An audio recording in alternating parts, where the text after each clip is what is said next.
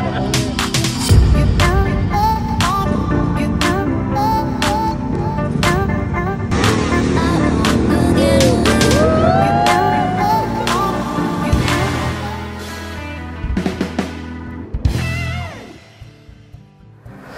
malam Mandalika, selamat malam untuk semua kalian yang sedang berbahagia. Ya, pagi ini mungkin perasaan kita sama, kita bangun dengan damai, dengan bahagia sekali karena bisa melihat Pak Jokowi lagi naik motor di sirkuit Mandalika. Itu artinya sirkuit yang dibangun sejak tahun 2018 lalu itu sudah selesai, resmi dibuka dan siap untuk menerima event-event internasional seperti Superbike dan MotoGP tahun 2022 nanti. Sebagai pendukung presiden, kita senang, kita bangga, bahagia, dan rasanya sempurna sekali sirkuit ini karena tidak bisa diklaim oleh para mantan. Ya karena kan biasanya klasik banget gitu. Misalkan Pak Jokowi meresmikan bendungan, pelabuhan, atau apapun itu semua suka diklaim sama sebelah. Oh, itu dulu melanjutkan. Oh, ini cuma konsepnya Pak Bambang. Apaan gitu. Nah, sirkuit Mandalika itu nggak bisa karena benar-benar dibangun sejak tahun 2018 dan Pak Jokowi sudah jadi presiden. Dan dari sekian banyak video-video yang beredar di sosial media, kita akhirnya bisa melihat bahwa Pak Jokowi itu bukan orang yang pandai merangkai kata gitu ya. Beliau bukan orang yang suka bersajak ria sampai masuk tanah seperti gubernur sebelah. Kan kita bisa lihat ketika beliau mau naik motor gitu, nggak banyak kata-kata, cuma pakai helm, jalan, naik motor, langsung gaspol. Tapi itu akan melekat di benak masyarakat sampai berpuluh tahun yang akan datang. Selamanya kita akan selalu ingat bahwa sirkuit Mandalika ini dibangun di era Presiden Jokowi dan diresmikan dengan cara naik motor bersama-sama. Ya, ini ada konsepnya dan ada pemikiran yang cukup matang di balik ini. Karena ketika tahun 2016-2017 lalu, saya lupa tepatnya gitu. Tapi intinya waktu itu sempat Presiden Jokowi juga cerita bahwa beliau sebagai presiden nggak mau datang ke sebuah peresmian, pembangunan atau apapun itu cuma potong pita. Kata dia, nggak penting pita-pita itu. Karena itu nggak ada gunanya, nggak bisa melekat di benak masyarakat. Saya ini ingin memberikan sejarah, memberikan kesan kepada semua masyarakat Indonesia. Makanya kalau kita ingat di peresmian tol Trans Papua, Jalan Trans Papua, itu Pak Jokowi naik motor trail. Itu kan akan membekas di benak kita selamanya bahwa Pak Jokowi adalah orang presiden yang membuat jalan ini dan diresmikan dengan naik motor. Nah, sama seperti sirkuit Mandalika ini akan menjadi pesan ke seluruh dunia. Karena kan ini event internasional gitu ya. Semua negara akan melihat Mandalika hari ini. Dan Pak Jokowi meyakini dan menyadari bahwa dirinya di Indonesia adalah nomor 1 marketer terbaik di Indonesia. Makanya kalau kita lihat Pak Jokowi itu mau pakai apapun itu selalu laku. Mau pakai jaket diborong sama orang. Pakai payung, lagi hujan diborong payungnya. Sampai kemarin yang terbaru itu pakai baju adat Baduy, diborong juga itu bajunya gitu. Nah, sama seperti sekarang ini. Ketika beliau naik motor di sirkuit Mandalika, ini akan menjadi pesan ke seluruh dunia, ke banyak negara bahwa di Indonesia Presiden Jokowi lagi naik motor. Mungkin setelah ini motor-motornya itu akan banyak dipesan. Motor yang hijau yang dipakai tadi itu gitu ya. Dan dampaknya dari peresmian ini dan peresmian yang sangat fenomenal ini itu akan memiliki dampak yang luar biasa. Entah itu pariwisatanya, entah itu hotel-hotelnya, entah itu pantai-pantainya. Karena orang-orang yang melihat event ini gitu ya, memang cuma sekilas Pak Jokowi lagi naik motor. Tapi kan pesannya ini di sirkuit Mandalika. Nah, orang-orang di luar sana, di luar negeri akan melihat Mandalika ini apa? Karena mereka kan taunya Bali lagi gitu ya. Mandalika ini apa? Maka setelah itu sudah disiapkan di internet ada banyak wisata-wisata yang sudah bagus-bagus gitu ya, seperti pantai, ya bukit dan hotel-hotel yang cukup juga bintang 5 dan bintang 4 gitu. Jadi intinya Mandalika sudah sangat siap untuk menerima turis-turis mancanegara sampai berpuluh tahun yang akan datang. Dan itu dibuka oleh Pak Jokowi sebagai pintu masuknya. Ini luar biasa gitu. Dan kita jadi bisa melihat karena sirkuit ini kan nggak cuma Indonesia. Ada Thailand juga, ada Malaysia gitu ya. Thailand ini terkenal dengan, kalau sama Malaysia kita tutup mata lah. Emang nggak terlalu bagus-bagus banget lah gitu ya sirkuitnya. Kalau di Thailand kan kita selalu identik dengan pantai-pantai yang bagus. Tapi Mandalika ini bisa jadi opsi lain. Dan orang bisa membandingkan hari ini.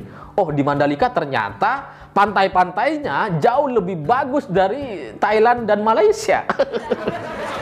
Dan ini juga sudah siap gitu, seperti bandaranya misalkan. Itu kan sudah beberapa hari yang lalu kalau nggak salah ada pesawat Qatar Airlines sudah mendarat di Indonesia dengan badan yang sangat besar membawa kargo Superbike yang akan berlangsung besok dan 3 hari ke depan. Itu kan menunjukkan bahwa di Indonesia, di Lombok, di Mandalika ini sudah ada juga bandaranya. Jadi orang kalau mau datang ke sini sudah bisa gitu, sudah menerima penerbangan internasional. Dan bahkan untuk pagelaran MotoGP di bulan Maret 2022 nanti, itu akan ada sekitar 7 kapal pesiar yang akan menepi di sana, di Pelabuhan Lombok. Itu juga akan jadi pesan bahwa di pulau ini mereka juga sudah siap pelabuhannya gitu, siap segala-galanya dari mulai wisata, hotel, pelabuhan, dan segala infrastruktur penunjangnya bagi turis-turis mancanegara. Dan saya merasa senang sekali, plong rasanya dan lega gitu, karena ini sangat dinanti-nanti. Pak Jokowi naik motor ini itu sudah kita nanti-nanti sejak bulan lalu gitu. Kalau kita, saya ingat lah dulu ketika bulan Oktober gitu ya. Sebenarnya kan sudah ada video atau fotonya sudah beredar di mana-mana, di mana motor Pak Jokowi ini lagi mau dinaikkan ke pesawat gitu. Dan orang langsung berpikiran, oh ini pasti mau dibawa ke Mandalika. Ya karena kan nggak mungkin mau dibawa ke Arab atau ke negara lain gitu, nggak mungkin. Ini pasti untuk ngetes sirkuit Mandalika gitu. Dan waktu itu sempat gagal, di bulan Oktober sempat dibatalkan, tapi hari ini akhirnya jadi naik motor beneran dan ini akan menjadi sejarah melekat di benak kita selama-lamanya. Dan saya sebagai rakyat tuh bangga gitu, haru sekali. Karena ya baru kali ini kita ngerasa tuh kayak bangga banget dengan Indonesia gitu, bangga banget dengan presidennya gitu. Dan ini akan menjadi pesan ke seluruh dunia, ke mancanegara, bahwa kemudian ada orang yang nggak seneng dengan peresmian ini, peresmian sirkuit ini, ya itu memang ada gitu ya. Dan banyak juga yang mendoakan supaya mangkrak, supaya bisa sama kayak sebelah.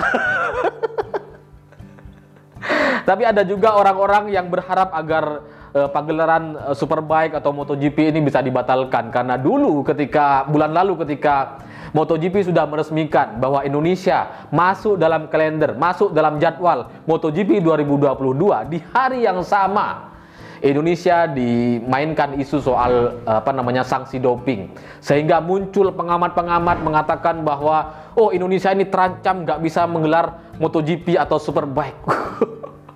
Kita tuh sebagai pendukung Jokowi rasanya sudah down.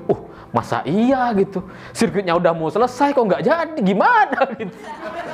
Tapi hari ini semua berita-berita negatif itu selesai, tertutup semua dengan Pak Jokowi naik motor di sirkuit Mandalika. Dan bahkan yang terbaru soal Ducati yang boxnya itu dibuka lebih dulu oleh petugas kita, itu kan sempat viral dan bahkan katanya dipecat oleh pihak yang bersangkutan gitu ya.